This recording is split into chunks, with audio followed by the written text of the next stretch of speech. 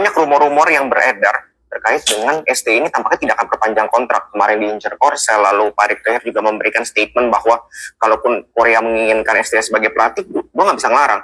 Dan juga kita tidak boleh tergantung terhadap satu sosok individu. Dia bilang seperti Pak Erick Thohir ya. Gue yakin ST akan stay, ST akan perpanjang. Ya. Gue juga yakin. Kontraknya itu sudah dibuat, ya. Jadi tinggal desain dan ya yakin gue nanti tinggal waktu aja mereka bertemu, ST akan sign perpanjangan kontrak sampai 2027. Tetapi gue mau kasih satu poin penting, dan ini POV gue terkait dengan statement Pak Erick Thohir, di mana ada bagusnya Pak Erick Thohir bilang seperti itu. Artinya kita tidak boleh memang tergantung terhadap satu sosok individu, baik pelatih, pemain, maupun ketua PSSI sebenarnya. Ya, jadi once misalkan ST akan pergi, Pak Erick Thohir akan turun dari jabatan PSSI ketika sudah 3 periode. Lalu pemain juga akan berganti. Kalau kita tidak move on, kalau kita tergantung terhadap satu sosok doang, maka kita tidak akan maju. Yang harus dilakukan adalah membangun fondasi, ya, sistem, SOP. Penting, jadi ya, ketika nanti berganti pelatih, berganti ketua PSSI, berganti pemain, sistemnya sama, tinggal dilanjutkan. Ini yang menurut gue jauh lebih penting, dan itu sekarang sedang diusahakan oleh Pak Erick Thohir maupun ST sebagai pelatih. Ya, itu yang coba diusahakan. Jadi bukan sosoknya. Gue sih ST mau diganti kalau ada pelatih yang lebih bagus, sok-sok aja. Cuman jangan diubah lagi fondasinya yang sudah ditanamkan oleh STY. Benar nggak? Ya kan, kita betul ya. Penjilat STY atau bukan. Gue mau sepak bola kita tuh berkembang, sepak bola kita tuh maju. Fondasi dari STY. Entah nanti misalkan STY yang melanjutkan terus sukses bersama, atau misalkan ternyata diganti, itu hal lain. Yang terpenting adalah timnas Indonesia bisa maju, bisa berprestasi. Bukannya timnas, tapi liganya. Oke? Dan itu tugas PSSI yang membuat blueprint. Jadi untuk beberapa tahun ke depan, itu sudah kelihatan bayangannya kita itu mau progresnya seperti apa. Oke? Tenang aja, ST akan stay. Segitu dulu. Assalamualaikum warahmatullahi wabarakatuh. Salam, salve, Om Swastiastu, Namo Buddhaya, salam kebajikan, salam olahraga. Teman-teman, jumpa lagi bersama saya di Falcon White Channel. Sebelum menonton video ini, jangan lupa untuk subscribe dan nyalakan tombol loncengnya agar teman-teman bisa mendapatkan notifikasi jika ada video baru yang masuk. Oke, kita merespon ya terkait dengan sampai saat ini kita dibuat harap-harap cemas karena kontrak Sintayong atau Coach Sintayong belum juga menandatangani perpanjangan kontrak bersama dengan Timnas Indonesia. Ya, sesuatu yang tentunya wajar ya jika kita harap-harap cemas, karena kita melihat bagaimana progres yang dijalankan, ya, program-program pencapaian yang telah diraih oleh Coach Sintayong bersama Timnas Indonesia itu sudah sangat amat baik. Jadi tidak salah jika netizen Indonesia, para pencinta sepak bola Timnas Indonesia merasa terganggu ya dengan keadaan ini. Baru-baru ini Bapak Erick Thohir selaku Ketua Umum PSSI mengatakan bahwa kontrak itu sudah ada. Ya, kontrak itu sudah ada, itu sampai tahun 2028. Cuman saat ini kenapa Coach Sintayong belum juga menandatangani kontrak tersebut? Informasinya saat ini Coach Sintayong masih fokus dalam pemulihan karena beliau sedang sakit. Ya, kita doakan saja semoga Coach Sintayong cepat sembuh ya teman-teman. Nah, sebuah pernyataan yang sangat menarik dari abang kita yang satu ini, bahwa siapapun pelatihnya, atau kalaupun nanti ada pelatih yang lebih baik dari Coach Sintayong, kita harus bisa terima ya. Ataupun jika nantinya Coach Sintayong tidak memperpanjang kontrak bersama Timnas Indonesia, kita harus legowo menerima keadaan itu. Ya, saat ini rumor yang beredar bahwa Coach Sintayong itu kembali dilirik oleh tanah kelahirannya Korea Selatan. Dan saya yakin teman-teman bahwa penundaan tanda tangan kontrak Coach Sintayong ini semata-mata karena kesehatan. Dan saya yakin bahwa Coach Sintayong akan tetap stay di Indonesia sampai tahun 2028. Dia sudah merasakan bagaimana welcome-nya para supporter di Indonesia, bagaimana antusiasme warga negara Indonesia pencinta sepak bola sangat-sangat positif terhadap keberadaan timnas Indonesia saat ini. Yang terpenting adalah saat ini bagi Bapak Erick Thohir adalah membuat blueprint, membuat fondasi yang sangat jelas. Jadi ketika ada penggantinya nanti, Ketua Umum PSSI bukan lagi Bapak Erick Thohir, semuanya bisa berjalan sesuai dengan blueprint yang sudah ditetapkan. Dan siapapun nanti penggantinya, dia tinggal menjalankan saja. Ya, namanya pelatih timnas, belum ada ya sejarah pelatih tim nasional itu sampai seumur hidup. Nah, teman-teman, berikut ada komentar dari Bung Ropan terkait dengan bagaimana nasib dari Elkan Bagot yang kita ketahui beberapa pertandingan tidak dipanggil oleh Coach Sintayong. Mari kita simak bersama-sama. Halo teman-teman, salam sehat selalu untuk kita semua. Salam sejahtera, apa kabar? Ya, semoga teman-teman bersama keluarga, teman-teman dimanapun kalian berada, baik-baik, Ya. tetap semangat, dan terima kasih dari saya Semangat untuk kalian pasti. semua yang sudah subscribe, share, like channel YouTube Bung Ropan. Karena tanpa Jangan lupa bantuan subscribe ya teman-teman. channel saya ini tidak akan berkembang. Jadi sekali lagi terima kasih banyak. Nah, saya akan bicara soal Elkan Bagot. Posisi Elkan Bagot itu sangat terancam untuk bisa tampil di putaran ketiga. Kenapa saya bilang demikian? Karena berat bagi dia untuk bisa dapat tempat. Kalau melihat bagaimana sikap Sintayong ya kemarin di saat kita menghadapi 2 laga terakhir di kualifikasi grup F ya untuk Piala Dunia zona Asia, di mana kita menghadapi Irak dan menghadapi Filipina di Gelora Bung Karno, dan kita bisa lolos ke putaran ketiga. Elkan Bagot tidak dipanggil lagi, tidak masuk dalam daftar. Itu buntut dari mungkin kejadian di Paris, di Prancis ketika kita mengikuti babak playoff lolos ke Olimpiade melawan Gini, dan pemanggilan yang dilakukan oleh Sintayong itu tidak direspon dengan baik oleh Elkan Bagot. Walaupun sudah bicara mungkin lewat telepon, tidak. Elkan Bagot lebih memilih untuk berlibur dengan kekasihnya, sehingga surat juga yang dikirimkan di Ipswich tidak direspon dengan baik juga. Ya, akhirnya kita tidak mendapatkan Elkan, padahal kita butuh pas saat itu, di saat Rizky Ridho tidak bisa bermain ya. Dan saya rasa ini yang membuat ada rasa kecewa, kejengkelan dari Sintayong, dan Sintayong tidak memanggil dia.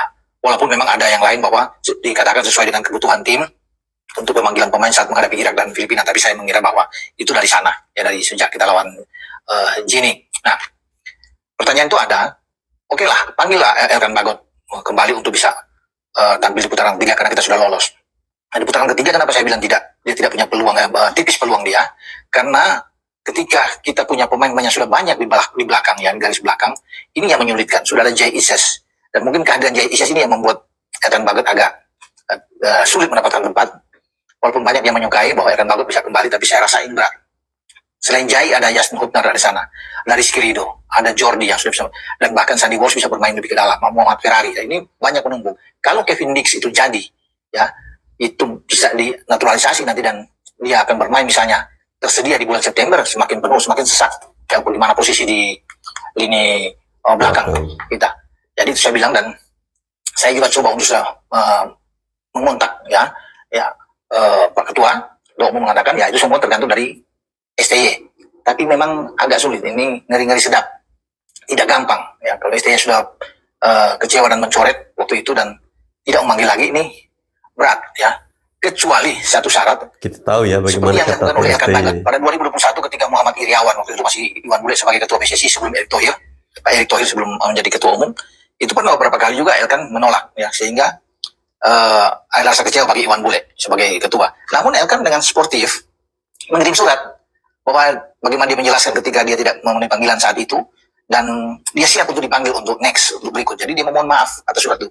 Inilah saya pikir jalan keluar, ada celah di sini. Elkan Bagot nggak apa-apa, ya kirim aja surat misalnya, atau telepon langsung bicara dengan ketua umum, dengan Pak dengan STY misalnya, untuk minta maaf. Saya pikir bisa lah itu terjadi seperti yang dilakukan pada periode yang lalu saya sebut tadi. Ya. Ini pasti clear. Kalau tidak, ya ini sulit, ya, berat. Ya. Apalagi Kevin Dix datang sekali lagi, di belakang akan makin banyak, dan Elkan tidak akan mendapat tempat. STY sudah mendapatkan kerangka terbaik. Ya, setelah melawan Irak dan Filipina, dia sudah bisa melihat kehadiran Jay Ises sangat penting sekali di belakang. karena kita masih punya Kelvin Verdong yang juga bisa digeser, bisa bermain di tengah. Makanya saya bilang itu semakin kuat, semakin penuh ya, mewah di lini belakang kalau bisa bicara. Apalagi kita masih punya Nathan Cho yang bisa difungsikan bermain di belakang, di back tengah. Sehingga karena begitu sesak di tengah, bisa aja Nathan Cho tuh dorong bermain di gelandang sekarang oleh STY. Bahkan bukan tidak mungkin kalau Kevin Dish juga datang, Yasin Hopner bisa dimanfaatkan untuk bermain di gelandang. Sehingga Elkan Bagot sulit untuk bisa bersaing di sana mendapat tempat. Meskipun sebenarnya bisa untuk didatangkan, tergantung dari Elkan ya, seperti terbuka dari Elkan. Karena memang kenapa saya bisa bicara saat ini, ya, sudah mendengar bahwa memang sangat sulit ya bagi Elkan untuk bisa masuk ke putaran. Ya, saya kira teman-teman pasti masih ada peluang ya, masih ada kesempatan bagi Elkan Bagot untuk kembali membela timnas Indonesia. Kalau kita melihat posisi materi pemain ya, khususnya di lini belakang saat ini memang sangat gemuk sekali. Bahkan rata-rata itu pemain-pemain diaspora semua ya. Cuman yang masih tetap bertahan itu Rizky Ridho.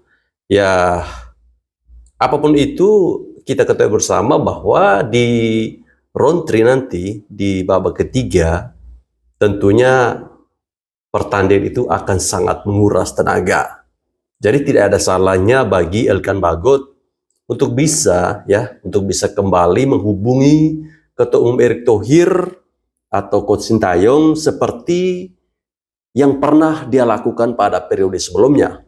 Meminta maaf, menjelaskan alasan kenapa ketika itu dia menolak, kemudian memberikan pernyataan bahwa saya siap untuk kembali membela Merah Putih. Ketua Umum PSSI, Pak Erick Thohir kembali lagi berbuat ulah untuk sepak bola Indonesia, di mana baru saja bertemu dengan perwakilan dari J-League untuk membicarakan tentang kelanjutan kerjasama ya PSSI, Liga Indonesia, dan juga J-League.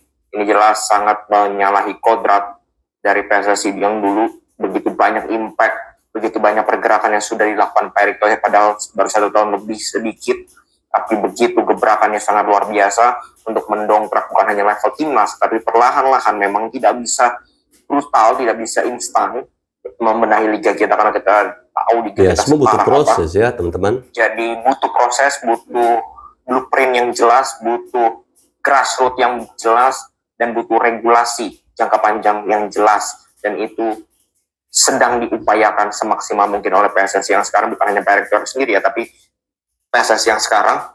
Tapi tentu saja peran dari Pak Erick Thohir ini sangat besar, karena dia punya influence yang luar biasa di dunia sepak bola dunia. Dunia sepak bola, ya dunia sepak bola dunia, bukan Asia lagi. Oke, segitu dulu. Dunia sepak bola dunia. Ya, intinya ada dunianya dan ada sepak bolanya. Yang jelas sepak bolanya itu main di dunia. Gimana sih? Ya, apapun itu teman-teman, kita harus bersyukur mempunyai ketua umum sekelas Bapak Erick Thohir, dan tentunya sosok Bapak Erick Thohir ini tidak lepas dari keberanian dan Bapak Presiden Jokowi ya, menunjuk langsung Bapak Erick Thohir sebagai ketua umum, karena melihat bagaimana rekam jejak dari Pak Erick Thohir ini sangat-sangat baik sekali, dan itu sangat berimpact pada kemajuan sepak bola Indonesia ya. Coach Indra Syafri bilang bahwa yang bisa memberhentikan naturalisasi adalah meningkatkan kualitas pemain lokal. Ya, betul. Memang pemain lokal kualitasnya cukup jauh ya sama pemain naturalisasi. Terus kalau mau liga dilatih pelatih lokal emang harus naikin kualitas biar nggak kalah sama pelatih asing. Bener.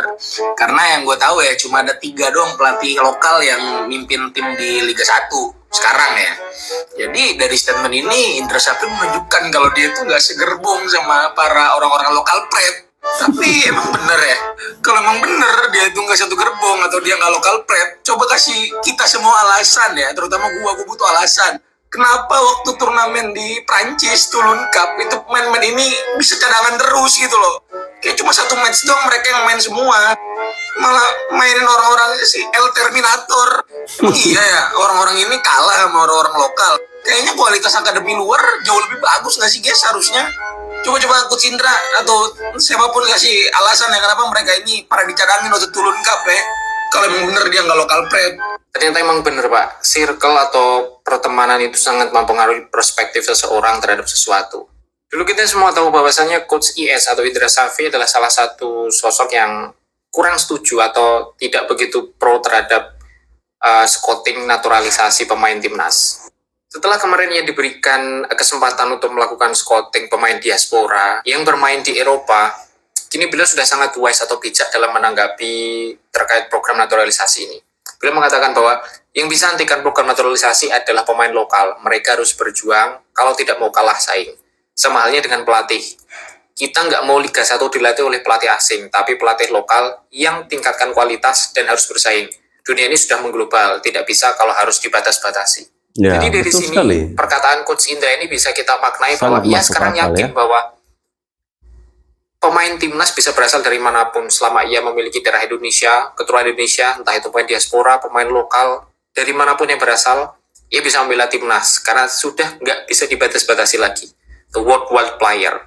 Jadi pelatih pemegang kelompok umur seperti Coach Indra, Coach Nova, mereka bisa menyerap ilmu sebanyak-banyaknya dari Sintayong untuk diterapkan di Indonesia suatu saat nanti. Kalau kita kemarin lihat permainan timnas U16 asuhan Coach Nova, betapa menghiburnya permainan mereka. Kelompok umur 16 tahun mereka bisa berlari sepanjang 90 menit. Itu suatu Itu hal luar yang luar biasa. biasa di Indonesia. Hal yang jarang terjadi, apalagi untuk kelompok umur. Dan scoutingnya pun sangat transparan.